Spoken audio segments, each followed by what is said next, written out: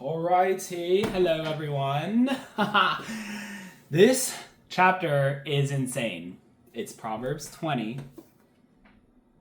Y'all, I read it twice today, and I'm literally underlining every single verse, almost every single verse.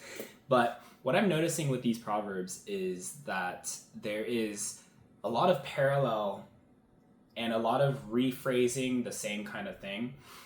And it's written slightly differently sometimes, but it means the same thing. And I think it's like a repetition of here's the principle of what we're talking about in this chapter, or just as wisdom, something to think about as we go through it. So here, excuse me. I have three different sets of parallels. Sorry, my cat is being really loud. Three different sets of parallels that I'm going to talk about that just stood out to me. I would recommend, again, read the whole chapter yourself and take your time reading it because there's so much depth that can go into it. And all of this is very applicable. So anytime you read a Proverbs, it literally is like so direct that you can think about the things in your life that you're doing that may be needing alignment with the word. So, loving the Proverbs right now, but I'm just gonna read. The first thing it says, okay, y'all, I stopped drinking alcohol when I was in 2020. I realized I was drinking way too much. I was getting super emotional, making wrong decisions, and 2020, July, cut it off, never drank, haven't drank a drop of alcohol since, which I wouldn't say that alcohol is a sin. Obviously it's not. I think how you handle how much portion wise, how much it's affecting your body and what it's causing you to do, like that's what you should be cautious with. It says stay sober minded, right? So then making sure that you're not, like your mind is not going other places based off of the amount of alcohol you're drinking. However, I only say that, we only bring the alcohol conversation because the first verse here in the Bible, Proverbs 20, it says, wine is a mocker, intoxicating drink a brawler, and whoever is intoxicated by it is not wise. So just don't be intoxicated. You know, I know it used to be for me really fun to get drunk and go party and make stupid decisions, right? Because you don't have to like face reality sometimes, or you're running away from facing reality, or you're trying to suppress certain emotions that you're feeling, or maybe you just want to have fun and you don't want to care about anything and whatever. But it's very clear, like, be sober-minded, don't be intoxicated. And here directly is like, it is not wise to be intoxicated. Okay, let's move on. Let's see, what do I want to go to next? This one's actually really good, and I think I've talked about this kind of the other video, but it says, this is verse 4. It says, the lazy one does not plow after the autumn, so he begs during the harvest and has nothing. So don't be lazy. We talked about, let me just parallel it. So it goes with verse 13. It says, do not love sleep, or you will become poor. Open your eyes and you will be satisfied with food. Literally the same kind of concept, because it's like, be attentive, be awake, and do the work that you need to do so that when the harvest comes, you have the seeds that you've sown is now harvesting. You have something that you can collect and receive to satisfy your body, or satisfy what it is that you need in your life, right? But there needs to be a sowing of seeds before harvest can happen. You can't rely on other people's seeds for you to receive their harvest. The Lord is generous, there's grace, so sometimes that's probably going to be the case, but this is very clear where you need to be sowing your own seeds. Okay, don't be lazy. And the other day I talked about this too, because in one of the other chapters it specifically says do not love sleep, or like do not oversleep, or something like that, because it makes you lazy, it makes you miss the harvest. And that's exactly what it's saying here. So verse 4 and verse 13, it's a parallel. Beautiful. Verse 5, it says, a plan in the heart of a person is like deep water, but a person of understanding draws it out. I love that. It kind of, that to me, I had to read that several times because I was like, a plan in the heart of a person is like deep water. I was like, what does that mean?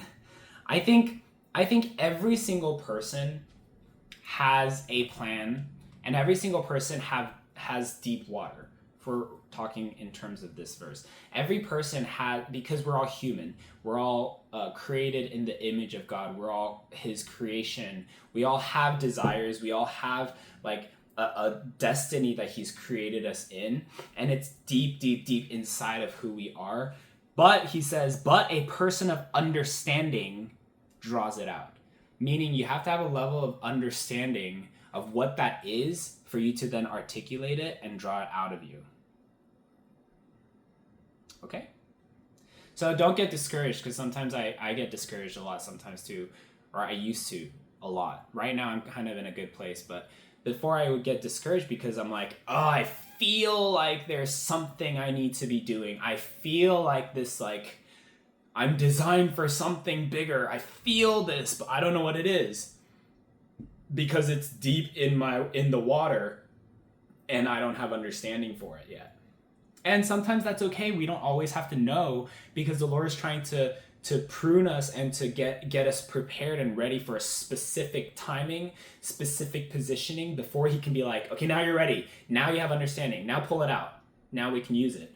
But it's not always going to be that case, right? Sometimes you need to like, okay, let's sit down, let's journal. Why am I feeling this way? Like, you need to write down what it is so that you can figure out parts of your life. This is like basic principles of life. That's why a lot of people just like, they find hopelessness because they don't feel like they have a purpose in life, and then you end up spiraling and coping with it by drinking, or coping with it by watching Netflix and just like boiling your brain, and then coping with it by like doing stupid things like temporary pleasure things, right? Like sleeping around or getting drunk or doing like weed or whatever. Like it gets you into this place because you don't have to be alert and actually figure out what it is that inside you're created to be or do.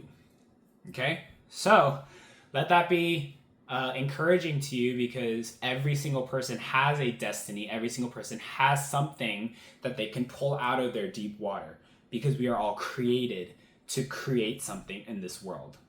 Okay, so that is verse 5, and that parallels to verse 24.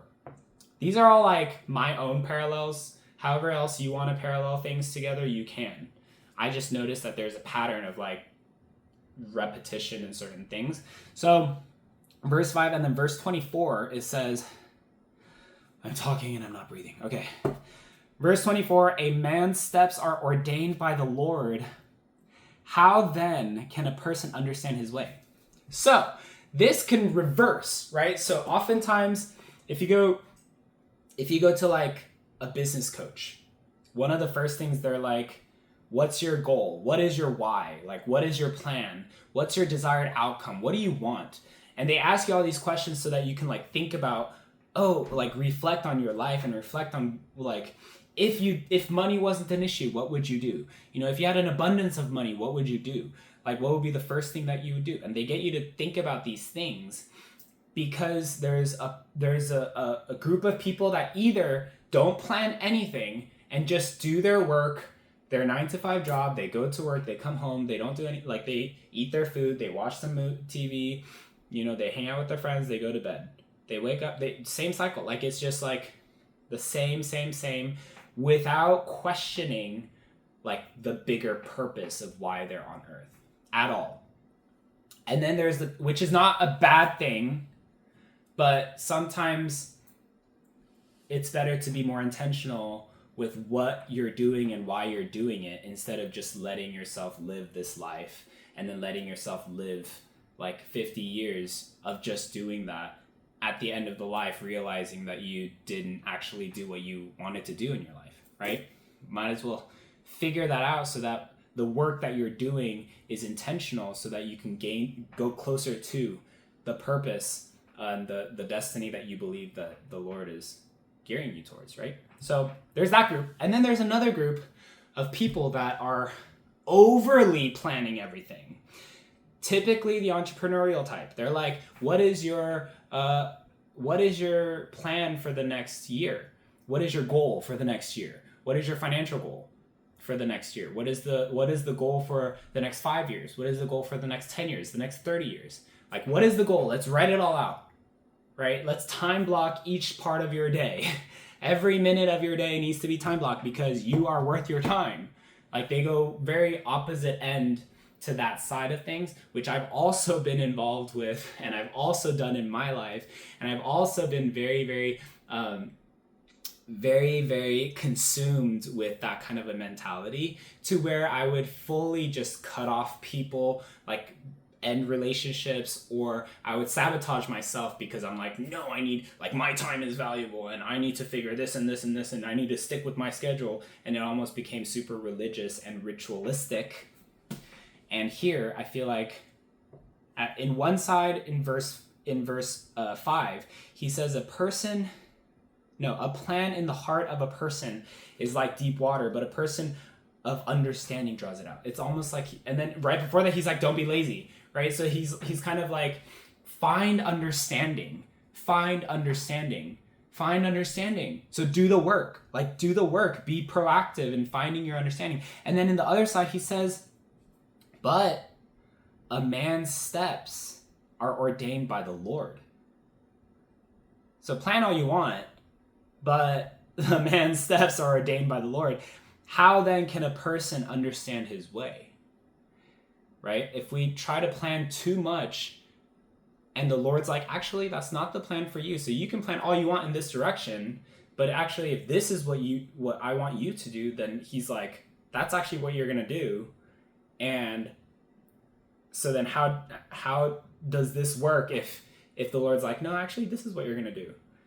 It will make it a lot easier for you to surrender, like to be diligent and to plan everything and to be proactive about your life, but also to be fully surrendered in your plan, so that if the Lord's like, actually, let's just move the steering wheel this way, and that is your destination, you're easily able to adapt and adjust to that. Does that make sense? That's what I'm getting from these two verses. It's a lot, but that's what I'm getting from it. So let's just be diligent, be proactive, but also be fully flexible and surrender to what the Lord's wanting to do, so that when he does ordain our steps, we are able to adapt. We're able to transition. We're able to adjust to what he has planned for us, like his perfect will for our lives, his perfect destiny for our lives. Okay, let's see. There's so much in this chapter, y'all. Okay, and then here there's another one, just like 19, in 20, verse 10 and verse 23. There's the same wording. Like, it's almost identical wording, and then the ending is different. And I had to read this, and I had to look at a different translation, because I was like, I don't really understand what this means. But the second half of it makes sense, kind of. So verse 10, it says, deferring weights and deferring measures, both of them are abominable to the Lord. So deferring weights and deferring measures, both of them are abominable to the Lord. They're both an abomination to the Lord. Okay? And then it says in 23, deferring weights are an abomination to the Lord. And a false scale is not good. So I was like, Lord, what does this mean? I don't really understand. I don't really get it. I don't really get it. But from my understanding, this second portion in 23 kind of put it together, and it says a false scale is not good. When you say scale, it's like when you're at the grocery store and they scale your food or whatever, and then they charge you for how much you purchased, right? If the scale is not correct, then you're not paying for the actual amount that's on the scale. You might either be paying more or you might be paying less, right? If it's not accurate to what you're getting, then it's not good according to the Lord.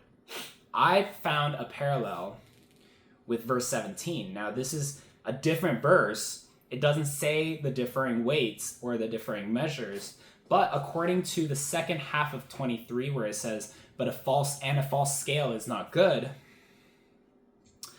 I use that to tie into verse 17, which says, bread obtained by a lie is a sweet person, but afterwards his mouth will be filled with gravel.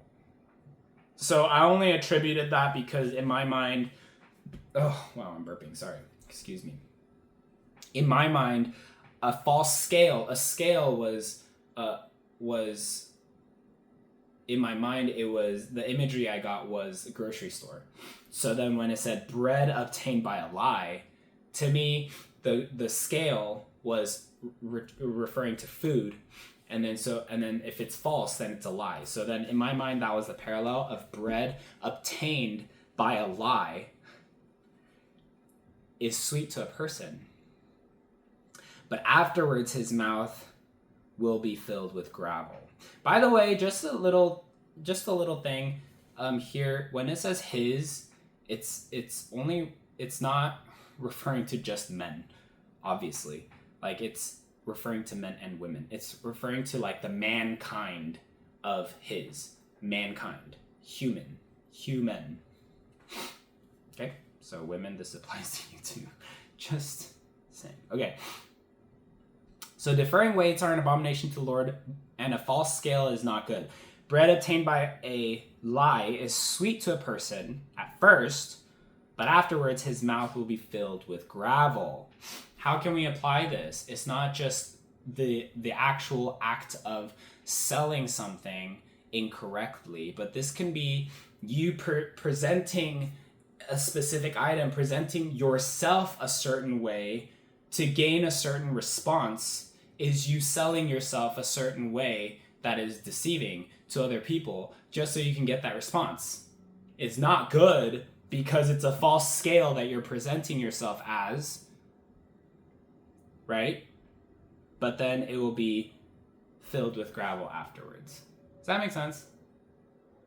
I just use that as an analogy because I think it fits for every single person. We often, depending on who's in the room, you can be like this in classroom, and then if like the president of a school comes in, or the president of America or whatever comes in, like a big deal person comes in, you can like all of a sudden like sit up tall and look like you're paying attention and wear a different jacket or a different shirt. Like, you can change your appearance or the way that you walk or the way that you talk based off of the people around you.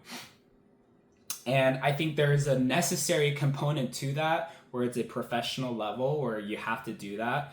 But there's a character level, there's an integrity level also, that if you're changing that portion of your appearance, that's when it becomes false scale, I think, in my opinion. Does that make sense? Of course, like, if you're dressing up more professionally versus if you're going to a slumber party, like, you're going to dress differently, and you might act differently based off of behavior. But then behind behavior, there's capabilities, and then there's belief systems, right? And if we're faltering on belief systems and on our character, that's when things are, like, weird, iffy. Right? If I go here saying that I believe in this, and if I go here saying that I believe in this, and they're contradictory, then you're just kind of flailing between whatever opinions are around you, right? So just be truth in this, and then don't be a false scale when you're around people. I think that's kind of interesting where that went. Okay, this one I really wanted to mention because it's very, very important, actually. Very, very important. Oh man, there's a lot of things that's very, very important. Okay, let me start with this one. Okay, verse 22. It says, "Do not say, I will repay evil. Wait for the Lord and he will save you." This is so good. Okay, 22 in, this is the NKJV. It's the Holy Spirit version of the NKJV. It says, do not say, I will recompense evil. Wait for the Lord and he will save you. Okay, kind of the same thing. But I think sometimes we get caught up in, like, I don't know if you guys have been scammed before, but I've been scammed before, and it's not a good feeling. And I've had to learn to be like, I bless you. Like, if they asked for money or if they did this and they, like, block your phone or whatever, it's kind of embarrassing to admit that I've been scammed, but I have been scammed in the past, and it's like they disconnect contact with you as soon as they can, right? Or they're constantly asking for some money or whatever with different reasons and everything, and then, like, I give it to them in belief that they are doing good things, and then I get cut off, and so I feel horrible. And there are times where I'm like, oh, like I want to curse them, or I want to say all these things to them. And to me, in my eyes, that's evil. Like, that's evil to do. So then I get really upset. I'm like, and I'm wanting to, like, say some things or, like, pronounce judgment upon them. But who am I to pronounce judgment upon people, right? But I think we understand that kind of feeling that we get. Even if it's not scam, if it's like we've been betrayed by your friend, or if we've been cheated on by someone, like, there's an anger. I think sometimes it's a righteous anger. Like, it's a righteous anger because we're so hurt, but it's justifiable, but it's not for us to make that judgment. And so there are times where we're like, but he says, do not say I will repay evil. Like, he's like, it's not your job to determine whether or not that was evil. Like, you don't need to pronounce any judgment. You don't need to try to repay or recompense the evil that was committed, but wait for the Lord and he will save you. Meaning, if this all happened to you, like, take a step back, get back in alignment with the Lord, and then the Lord will help you through it. The Lord will help you through it. So if something like that happens to me, it's like, okay, I bless you. Like, I bless you with whatever you needed. I'm going to, make it an offering. And I change my heart posture to, like, I bless you. Because they're people too. They're humans, right? They're also God's creation.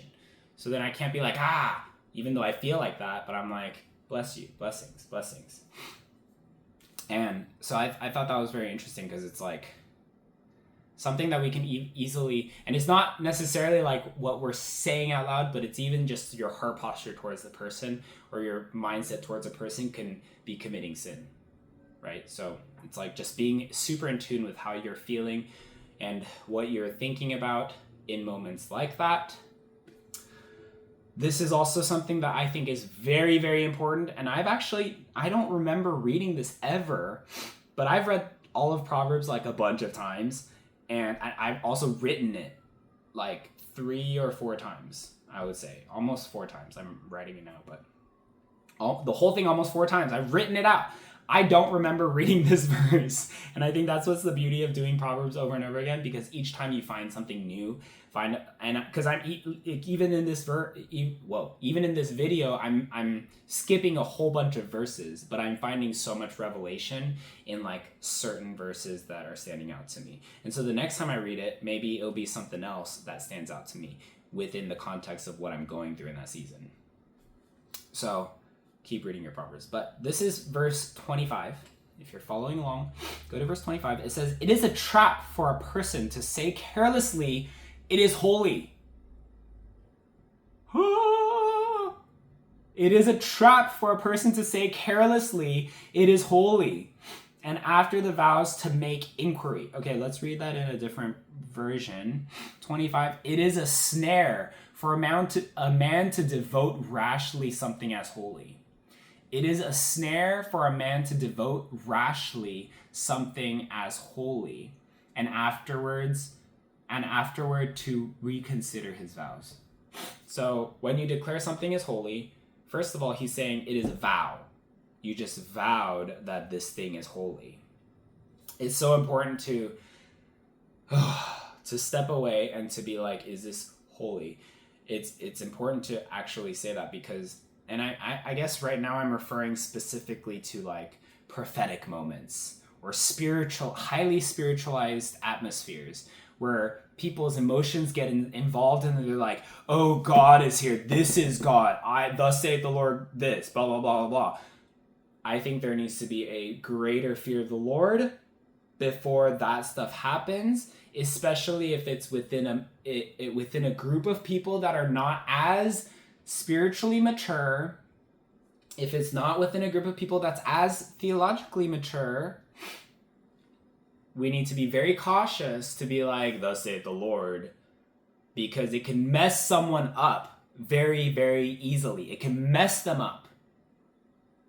It can mess them up because you might say something that may be completely opposite to what they need to hear, but you're saying it because you're heightened spiritual, there's a heightened spiritual atmosphere and you are going through something and you wanted to say it, and then that person just happens to be the person that in that moment is being ministered to, and you're thinking all these things that's actually for you, but you're going to be like, no, this is what I'm hearing from the Lord for you because you're ministering to them. But the Lord's actually like, maybe it's for you. Maybe it's for someone else in the room. But you said it to a person that maybe it's not supposed to be for that person, but the spiritual atmosphere is so heightened and the emotional atmosphere is so heightened, and then you're like, this is holy, thus saith the Lord, blah, blah, blah. And maybe it's not just a thus saith the Lord moment. It may not just be thus saith the Lord, but there can be actions that take place. There can be prophetic activations that take place that may not be fully pure. It may not be fully of God. It may have a mixture of emotion, which if there's a mixture of emotion, sometimes there's a biased intention that comes with it that steers the whole atmosphere, the whole activation, a certain direction according to the biased intention, which is not a fully pure guided situation. Does that make sense? I hope that makes sense, because I've had this happen many, many times, and I'm just really tired of it being a thing. I'm really tired that people are getting hurt, and there's just like repercussions that come from it, right? There's a lot of repercussions that come from it, and it's just like, oh, we need to be very, very careful. And it says right here, it is a trap for a person to say carelessly, it is holy. Carelessly. And then he's saying that was a vow. That what you said, it is holy, like that is a vow. That's also and this is kind of becoming like, we need to catch ourselves on our words. You know, common words where people are like, holy S word, holy F word, holy, like, we're just saying that. But what does that mean? Like, we're saying it because it's habit, or we're saying it because it's culturally acceptable. But here in the word, it's really saying, when you say it carelessly, which when you say it out of vain like that, it is like, that's epitome of carelessly. Sometimes sometimes we are very, very cautious as to being careless in prophetic activations, and it still goes wrong. But in a casual setting, and we're like, holy F word, holy, and we're like cursing the Lord's name in vain, like that is totally careless. And he's saying, those are vows that you're making, and that's a trap. You're falling into a trap. Who knows on a spiritual realm what is taking place when that word comes out of your mouth. And it like, I can envision it like coming out of its mouth, like it as a frequency, and the spiritual realm, it's like a demonic force that like grabs it and is now going to use it against you because you said it, and now is able to like manifest something out of it. That can happen with the good things too, like the holy, like the angels, and God can take what you say and make it into something beautiful, like manifest it in this world. But also the enemy can come and take it, says ensnare you, like it's a trap. We have to be very careful with what we say and how we release decrees if you are prophet. Oh my gosh, so much to say. You know, I think I'm just going to end with that, because I think there's so much already here, And I again encourage you guys to go to Proverbs 20.